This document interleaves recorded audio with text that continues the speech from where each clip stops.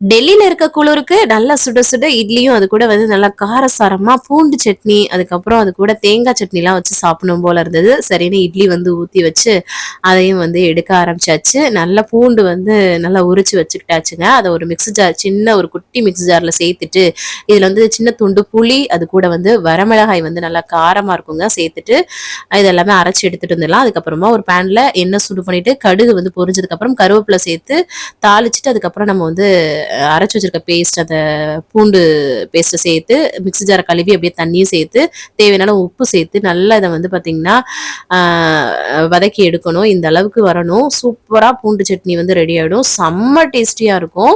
அதுக்கப்புறம் தேங்காய் சட்னி கூடவே வந்து தேங்காய் பொட்டுக்கடல பூண்டு பச்சை மிளகாய் உப்புலாம் சேர்த்து அரைச்சிட்டு அதுக்கு ஒரு தாளிப்பு சேர்த்து சுட சுட இட்லி சட்னி 2 வகையை வச்சு அப்படியே சாப்பிட்டோன்னா அமிர்தமா இருக்கும். யாருக்கெல்லாம் பிடிக்கும்னு கமெண்ட்ஸ்ல சொல்லுங்க. பாய்.